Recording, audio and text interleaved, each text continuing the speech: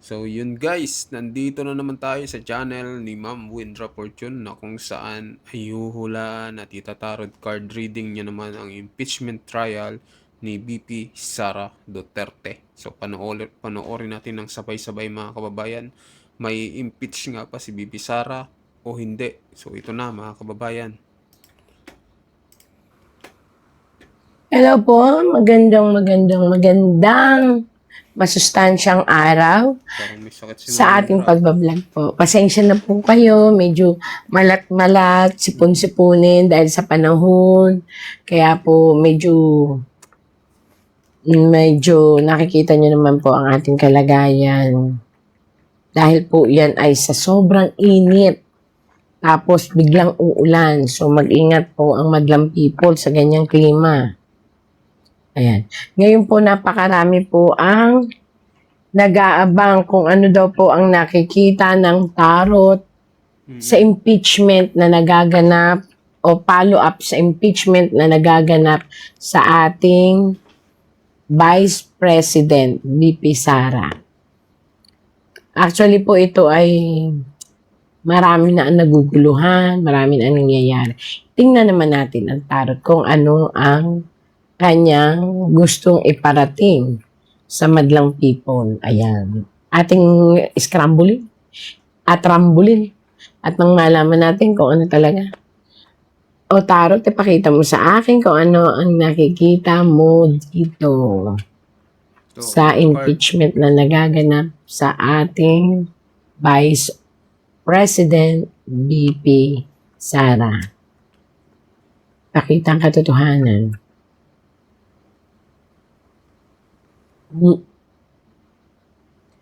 Sus Mariosep, Naku, sus Maria. death. Ang ibig sabihin po nito, may nagpupumilit patayin. Again and again po ha, ito ay tarot lamang. Ako ay tagabasa. Wala po akong kinikilingan in all aspect of politics.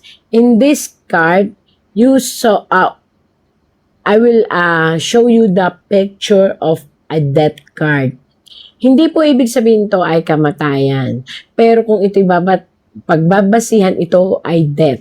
Ibig sabihin, tinatapos, pinapatay, pilit na pinapatay, ayon, ang lahat. Ito po ay kaganapan.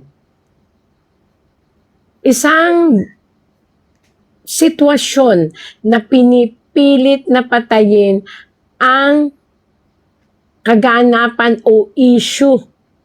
Tungkol po ito sa isang malalaki at mahalagang potensyal ng pondo o korupsyon. Ito ha, kitang-kita nyo naman. Death, pagkatapos, ito ay pamumuno, kung saan ang namumuno is problemado. Kita-kita nyo naman ang mukha, problemado. So, maaaring ito ay ang ating presidente. Pagkatapos, itong puting kabayo, nakayuko siya. Pinipilit na gawaing smooth, maayos. Pinipilit na ipakita sa madlang people na maayos ang lahat. Ito po'y tarot lang, binabasa ko lang po. Subalit, ang nakataas na bandera ay itim at puti. Kung saan ang may dala ay isang taong tila baga walang sustansya. Kasi ayan bakit sinabing walang sustansya? Siya ay isang kalansay or bungo. At ang dala niya is death, bandera ng isang patay. Pinapatay at yung nasa loob niya ay ang mga issue. Ayan. At ang inang bayan ay yung nakahandusay. Blue and white. So chocolatey, vanilla yummy. The happiness of Creamoholics. Nakahandusay po ito. Ayan, may babae po nakahandusay representing our inang bayan. At nakita ninyo, samot-sari na bata, matanda, pare, Pari ito nakalagay dyan. Tapos punong-puno po ng pagluha. So, ang ibig sabihin po, itong nangyayari nating impeachment ay maraming kababalaghan. Hindi natin alam kung ano yung kababalaghan yun, pero nagre-represent ito ng luha. Nagre-represent ito ng pagtatakip. Nagre-represent ito ng pagpapakita ng kapangyarihan at pang-apat, nagpapakita itong ating impeachment na nangyayari na para bang may pinapaboran at may hindi. Parang ganun. Kaya ang lahat po ay magulo. As in magulo.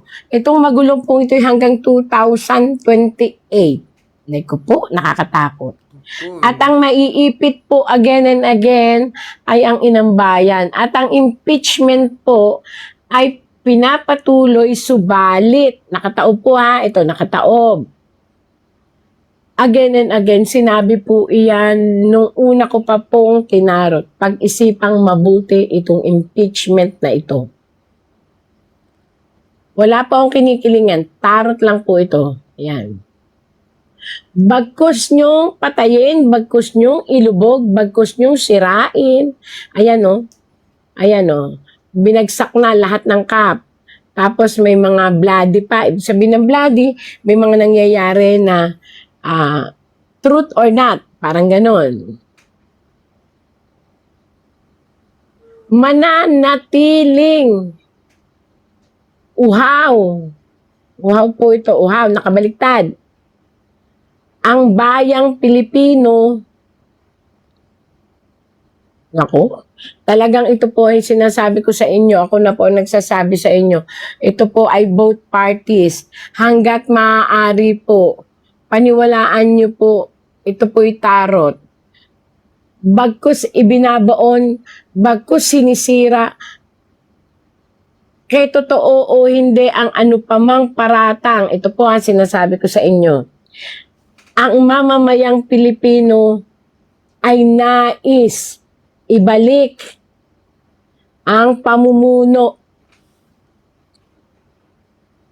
ng nakaraang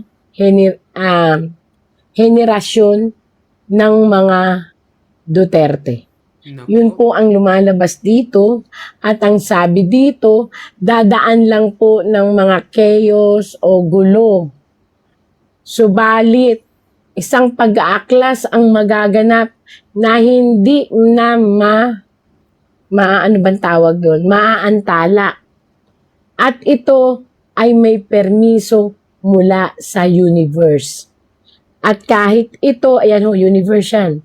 At kahit ito ay baliktarin, pigilin, lalong, ito po ito nakakatakot, lalong mababaliw ang sambayan ng Pilipino para makamtan at malaman ang binabaliktad na korupsyon. Nako. Ito po ay isang babae. Ito po ay isang babae o inang bayan na hindi na po siya white, naka-color red na po siya. Ang ibig sabihin, may isang malaking kaganapan kung saan ito may tubig na isinasalin. Ang lahat ng nangyayari ngayon sa impeachment, sa Senado, sa sangay ng gobyerno,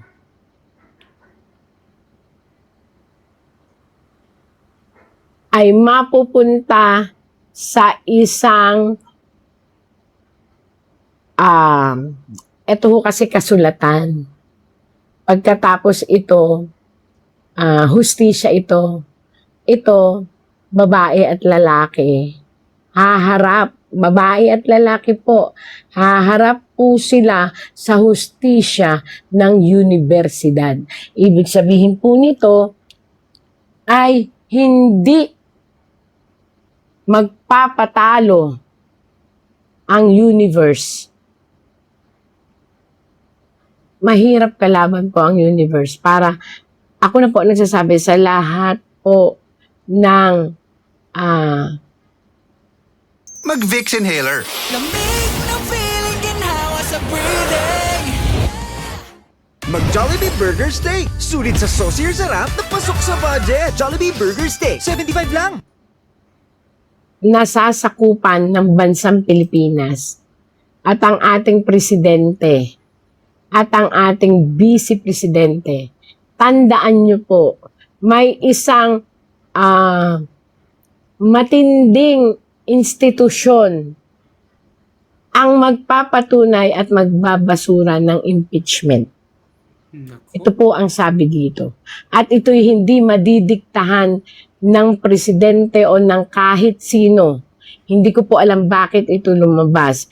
Kasi over the matter of law, may isang institusyon ang tatayo at ikukorek ang lahat ng sitwasyon dito sa impeachment na ito. Hindi ko alam. Ang magiging kalaban po dito sa impeachment na ito, paniwalaan niyo po hindi, ay ang puso ng masang Pilipino. Maaaring ito ang magbuklod upang ang isang mataas na institusyon ng enerhiya ng gobyerno ay hindi pasaklaw sa kahit sinong mataas na nakaupo kahit po sa presidente. Dahil itong batas na ito ay mas mataas kaysa sa batas ng nanunukulan at nakaupo. At para po sa lahat, bago mangyari ito, kinakailangan pong ihinto na lang ang impeachment. Hindi ko po kayo, desisyon nyo po yan. Ang akin lang ay ang tarot. Kasi po, dito ang sinisira po ay ang kredibilidad ng ating vice presidente. Ayan, nakabaliktad. Subalit, ang pinakamasakit na katotohanan, binibigyan ng sitwasyon na yan na maging mabango ang ating vice presidente, mahalin ng masa, at tangkilikin. Marami pong mangyayari marami pa pong mangyayari. Andyan po ang magkaroon pa ng kaguluhan.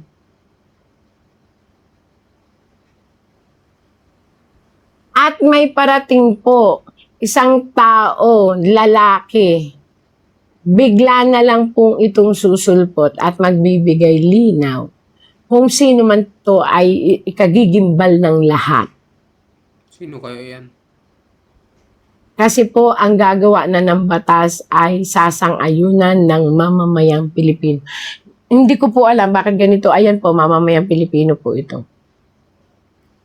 Sana lang magkasundo-sundo na. Kasi, hintayin na lang po ang botohan ng 2028 upang bumalik ulit ang karisma ng ating ekonomiya. Dahil po patuloy na ang pagbagsak ng ating ekonomiya na maaaring pagbagsak din ng ating pamahalaan. Kaya kung ako po sa inyo, sa lahat po, yun lang ang hinihiling ng tarot. Magkasundo-sundo na, hintayin na lang ang 2028, kung ano ba talaga ang ilalabas. Kasi po, ngayon 2026 hanggang 2027, maraming mangyayari na unexpected. At ito po ay hindi nakakabuti sa ekonomiya ng ating bansa, lalo na sa moral ng ating lahat. Dito ipinakikita na may makikialam na napakataas na hukom ng Pilipinas. Kasi po, ang inang bayan ay hahanap ng paraan para makamtan ang hustisya. At sana manindigan ang lahat. Bakit sinabi ko po? Kasi dalawang beses na mapapatunayan na ang lahat ng nangyayari ay dahil lamang sa pagtatakip. So may lulutang at magsasalita na lahat ng ito ay dahil lang sa pagtatakip sa mga pondong nawawala sa ating gobyerno. At may lulutang na patutunayan na ang impeachment na ito, pagtiyagaan lang niyo po, Ma'am VP Sara, manalangin kayo sa Panginoon. May darating pong tutulong, hindi inaasahan. At Nutrition experts say, for a productive day, you need a good breakfast. Sagot yan ng Energen. Complete sa nutrition. Busog ka with 50% more cereal. So filling, so good. Kompleto ang breakfast with Energen every day. mawawala ang kapangyarihan ng pera dito. Ang iiral ay ang katotohanan. Kaya, tiyaga lang po. Pero, 2026, 2027, talagang ang dami pa pong mangyayari na puro, iaano kayo, para kayong nasa ano ba yun? Nasa isang kumukulong batikos na talagang ayaw bitawan ng mga taong gusto kayong sirain. Pero sabi dito sa tarot, may biglaang mangyayaring universal ang gagalaw. Di ko alam kung ano po yun. Kung ano man po yun, ito po ay malalampasan niyo po. Kasi aayon ang panahon sa pagdating ng isang tao, kung sino man po yun ay hindi ko alam, lumabas lang po dito. Para patunayan na ang impeachment ay nagaganap, hindi para kayo ay, ano ba yun? Pahirapan, kung hindi para kayo ay gamitin, pangtakip sa lahat ng negatibong nangyayari. So, ang nangyayari, parang ginagamit ang impeachment. Yun ang sabi po ng tarot, ha? Para lang maraming mapagtakpan na negatibong nangyari sa ating gobyerno. So, again and again, ito'y tarot lang po. Yung mga natamaan, sana'y huwag magalit. Tagabasa lang po ako ng tarot. Sana po ay maunawaan ninyo na kailangan ng mga tao na humiling sa akin na basahan ng tarot. So, again and again, God sent miracle everyday. Pray lang po tayo. Bye-bye. Yun mga kababayan. So yun po yung buong Hello po, magandang. yun po yung buong ano ni Ma'am Windra, no? Yung buong tarot card reading dito sa impeachment trial ni BP Sara. Ang dami niyang ano, no? Pasabog mga kababayan. So mag-comment po kayo kung naniniwala kayo sa kanyang tarot card reading at pwede kayo pumunta sa kanyang channel, sa kanyang YouTube channel, Windra Fortune. At ayan, mga kababayan, sa mga bagong pasok dyan, huwag nyo din pong makalimutan mag-subscribe sa ating YouTube channel. Maraming salamat po sa inyong lahat.